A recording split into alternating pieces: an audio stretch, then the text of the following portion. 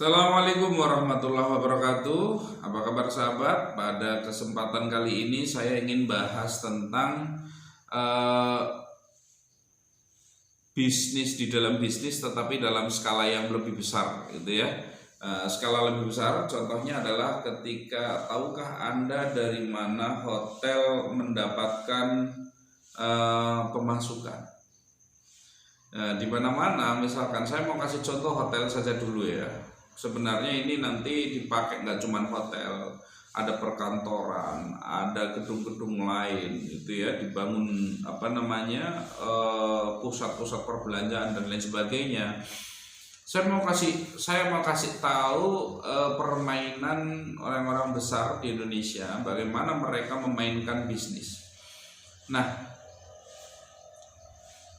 hari ini kita melihat begitu banyak tumbuh subur pembangunan hotel-hotel bertingkat, itu ya, hotel-hotel bertingkat, kemudian kantor-kantor bertingkat, gedung-gedung pencakar langit, yang bahkan sekarang sudah tidak hanya di kota-kota besar, tetapi sudah mulai masuk ke kota-kota kecil, di mana mulai ekspansi perusahaan-perusahaan, khususnya yang paling agresif adalah pembangunan hotel-hotel. Nah, teman-teman, untuk teman-teman yang biasa nginep di hotel pasti paham dan mungkin bertanya. Coba katakanlah kita itu datang ke hotel bintang 3. Hotel bintang 3 itu tarifnya paling tidak itu plus minus sekitar 350.000. Ini hotel bintang 3 dengan fasilitas yang cukup wah, gitu ya. Sangat nyaman, cukup wah, itu tarifnya hanya 350.000. Itu sudah termasuk kalau akhir pekan itu ya berarti Jumat, Sabtu, Minggu, gitu ya. Itu kalau akhir pekan itu biasanya sudah include, sudah termasuk free breakfast, gitu ya. Jadi termasuk bebas untuk sarapannya. Nah, teman-teman, dengan membayar, coba kita bayangkan ya, hotel itu teman-teman, kalau dia punya 100 kamar, ini ya, ini ilustrasinya. Kalau dia punya 100 kamar, kemungkinan terbesarnya adalah dia punya karyawan 100, dari jajaran direksi sampai dengan jajaran yang paling bawah. Ini ya, itu jumlahnya paling tidak 100 juga. Ini sudah ya sekedar hampir-hampir ya, walaupun tidak baku ya, tetapi hampir-hampir baku di mana-mana. Kalau kamarnya 100 berarti karyawan dari hotel itu 100. Ini ya, katakanlah kalau kamarnya 50 berarti karyawan 50. Bayangkan membayar gaji orang sejumlah kamar, coba. Nah, membayar gaji orang sejumlah kamar, kamarnya laku nggak laku, dia harus bayar karyawan. Ini kamarnya laku nggak laku karena hotel itu kan naiknya itu hanya di Jumat, Sabtu, Minggu, di mana dia harganya naik, gitu. Harganya naik kalau untuk nginepnya. Tapi kalau sudah mulai hari Senin, apalagi Selasa, Rabu, Kamis, nah ini harganya tambah murah, diskon lagi, gitu kan. Cuman biasanya nggak ada breakfastnya, itu kan. Nah, sebenarnya coba kalau kita pikirkan, biaya satu kamar 350.000 bisa dipakai 2 orang. Coba kita hitung-hitungan ya, kita hitung-hitungan sederhana. Biaya satu kamar 350.000, di situ kita pakai kamarnya. Kita boleh mandi di situ sudah disediakan, ada sikat giginya, ada samponya, ada air panas yang siap digunakan. Ini otomatis biaya operasional, ini sudah biaya operasional. Ini air panas dipakai berarti dia harus gunakan listrik dan lain sebagainya. Terus kemudian ruangannya dipakai AC, padahal AC itu ya kalau 24 jam ya, kalau 24 jam AC itu biayanya juga cukup besar itu. Karena kalau AC di hotel itu lumayan tinggi ya, mungkin bisa sampai 2 PK untuk satu ruangan itu. Sehingga otomatis biaya listriknya sangat tinggi. Ini belum lagi nanti kalau kita selesai dari ruangan tersebut, itu yang namanya cover bed, yang namanya selimut dan lain sebagainya, itu nanti diambil untuk di laundry, biaya lagi untuk biaya operasional karyawan, membersihkan membersihkan ruangan, biaya lagi.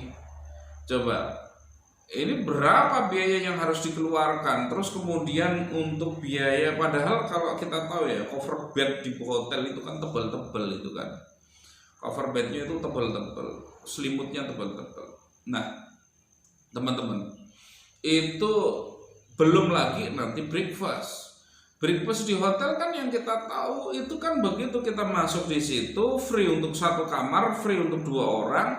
Kita boleh makan dari jam 6 sampai jam 10, mau duduk di situ terus, makan sepuasnya juga boleh, bebas. Ini bayangkan itu jadi mungkin satu orang habisnya bisa banyak itu. Kalau dihitung kayak makan di resto, mungkin habisnya mungkin bisa ratusan ribu itu 2 orang itu. Ini karena dia makan boleh ambil menu ini, nanti selesai duduk-duduk sambil ngobrol ambil menu ini, karena jam breakfast dari jam 6 sampai jam 10 itu. Nah bayangkan teman-teman, dengan biaya hanya 350.000, dia pikirkan listriknya, biaya perawatan kamarnya, biaya laundrynya, biaya cleaning service-nya, biaya air panasnya, dia harus bayar juga tadi ya, penyusutan alat karena ada TV dan lain sebagainya. Kemudian dia juga harus bayar makannya. Berapa itu dapatnya? 350.000 sehari, dapat duit berapa coba? Sementara dia harus gaji karyawan. Ini, maka kalau dipikirkan, mungkin dia hotel itu untuk katakanlah biaya operasional 300 juta, dia bisa bayar operasional 300 juta, itu udah bagus. Hotel itu begitu. Jadi nggak untung itu sudah bagus itu. Hotel itu. Ini hotel tidak untung itu sudah sangat bagus. Loh kok bisa hotel nggak untung sangat bagus? Yang paling bagus tentunya kalau bisa untung, itu paling bagus itu. Tetapi hotel tidak untung saja, dia untung. Nah, maksudnya bagaimana? Maksudnya begini teman-teman. Misalkan ya, ada satu tanah. Ini namanya mengambil kenaikan harga dari properti. Jadi pemain hotel itu, mereka kebanyakan itu mereka tidak betul-betul bisnis real di hotel tersebut, tetapi dia ambil duitnya hotel dari propertinya. Contoh, saya cuma ngasih tahu saja ya, dan tolong jangan dipraktekkan, nanti saya diajari dikiranya ngajari nggak bener itu ya. Saya cuma buka rahasianya aja. Ini permainan mereka itu seperti ini.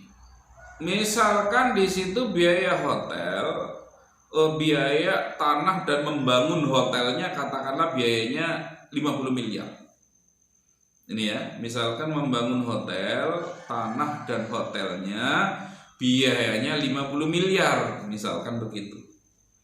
Ketika satu tanah yang tadinya tanah itu nggak istimewa, nggak terlalu istimewa, dibangun hotel besar, kemudian di situ diberikan fasilitas dan lain sebagainya, maka tanah di situ otomatis naik. Baru dibangun hotel saja otomatis naik harga tanahnya.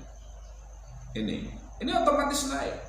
Maka ketika katakanlah appraisal diperbankan, ditaksir harganya, ini berapa hotel ini kalau ditaksir harganya? Oh ini harganya katakanlah, kita bodoh aja lah itu ya, maksudnya ini biar teman-teman ngitungnya nggak terlalu ribet. Biaya 50 miliar, dia pasti akan diappraisal, oh tanahnya naik harganya sekian persen. Nanti untuk fasilitas dan lain sebagainya diappraisal katakanlah 100 miliar. Apa yang dilakukan kalau taksiran harganya 100 miliar? Yang dilakukan adalah oleh pengusaha-pengusaha itu adalah diambil duitnya. Maksudnya bagaimana? Dia ambil ke bank, dia sampaikan ke bank, nih loh saya punya hotel appraisalnya 100 miliar. Nah, kalau appraisal 100 miliar maksimal boleh ambil 80 miliar. Boleh ambil berapa? 80 miliar karena 80%-nya dari appraisal itu. Maka dapatlah duit 80 miliar. Dia bikin hotel modal 50 miliar, kemudian dia dapat duit sekarang 80 miliar. 80 miliar. Yang berarti ini duit ini buat apa ini? Ini duit ini buat apa? Itu ya. Duit ini buat apa? Yang dijaminkan apa? Hotelnya. Yang dijaminkan hotelnya. Hotel yang dijaminkan kepada bank. Kemudian duit 80 miliar ini boleh mungkin biasanya dibangunkan hotel lagi, anggap yang 50 miliar hotel lagi. Ya. Bikin 50 miliar lagi hotel lagi. Yang 30 miliar diinvestasikan di bisnis yang lainnya. Ini. Jadi yang 50 miliar bikin hotel lagi, nanti di appraisal 80 miliar lagi, ambil 30 miliarnya. Ini. Loh, nanti bayar bunganya bagaimana? Ada yang nanya gitu ya. Nanti bayar bunganya bagaimana? Itu pemain-pemain besar itu nyatanya sehat-sehat saja. Teman-teman, perlu teman-teman ketahui kalau yang namanya pemain besar itu, mereka itu bermain properti itu memperhitungkan betul. Memperhitungkan kenaikan harga properti.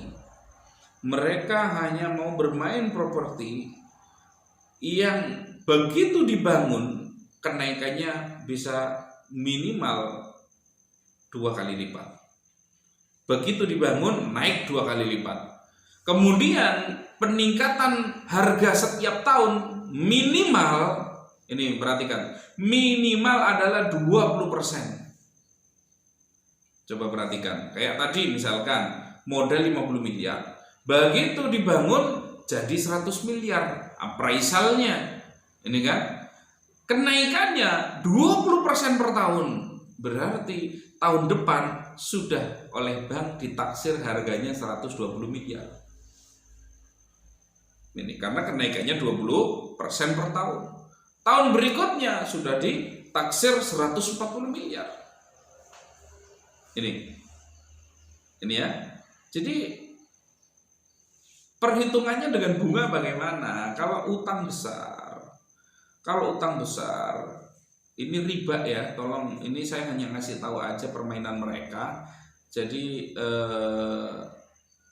inspirasi saja untuk pengetahuan ya, untuk inspirasi sehingga teman-teman itu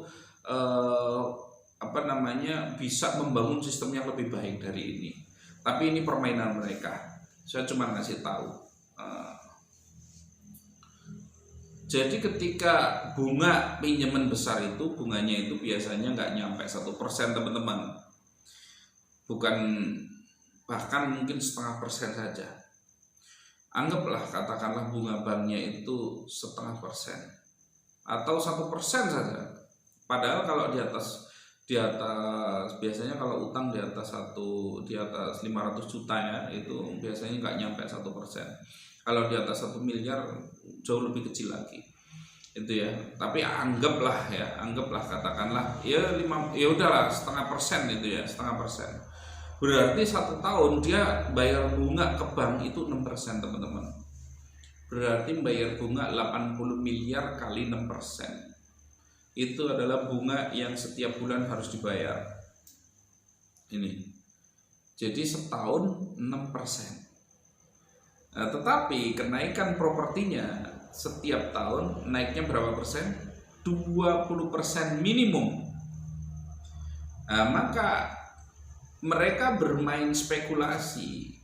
Setiap tahun ketika mereka katakanlah baru jalan beberapa tahun, dia naikkan lagi pinjamannya.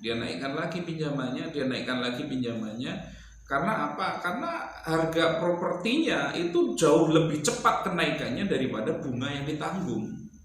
Itu loh.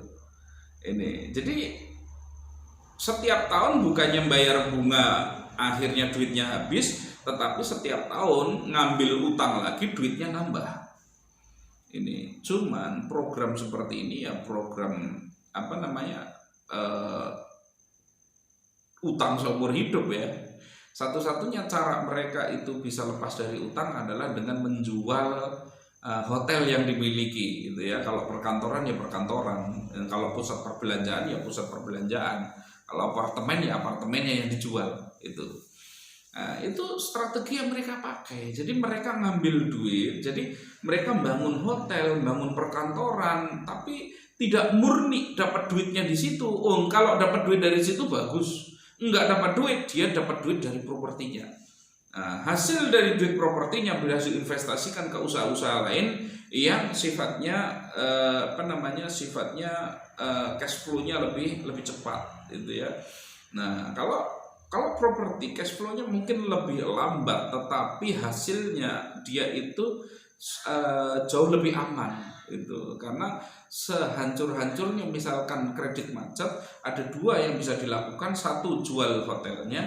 Yang kedua, kalaupun disita masih tetap untung karena pinjamannya lebih besar daripada nilai modal yang dikeluarkan pertama. Itu permainan mereka, dan ini hanya sekedar pengetahuan buat teman-teman semua. Nggak usah tertarik ya, nggak usah tertarik. Jadi saya hanya memberikan inspirasi kepada teman-teman. Ternyata ada bisnis di dalam bisnis. Maka teman-teman perhatikan, kalau teman-teman kepingin membangun sebuah usaha untuk meringankan biaya operasional, untuk meringankan berbagai macam beban-beban pembiayaan, maka cari peluang bisnis di dalam usaha kita. Ini bagian mana ini? Kita mungkin bisa bekerja sama dengan brand lain, misalkan kamu bikin brosur bersama misalkan biar lebih murah hasilnya. Ini jadi yang terpenting bagaimana membangun bisnis di dalam bisnis. Ini jadikan inspirasi buat teman-teman semua bahwa ternyata kalau kita bangun bisnis jangan melulu dapat duitnya hanya dari bisnis itu saja, tetapi ada cara-cara lain gitu ya. Termasuk tadi saya di video sebelumnya saya bercerita tentang minimarket, di video ini tentang hotel. Nah, teman-teman bisa ambil positifnya, yang tidak bagus, yang negatif jangan dicontoh ya. Tadi utang bank pakai riba nggak boleh. Nah, kalau kalau utangnya syariah sih boleh-boleh saja itu ya. Itu teman-teman, maaf kepanjangan ini videonya karena memang tema ini luar biasa itu. Oke, terima kasih teman-teman. Semoga bermanfaat. Assalamualaikum warahmatullahi wabarakatuh.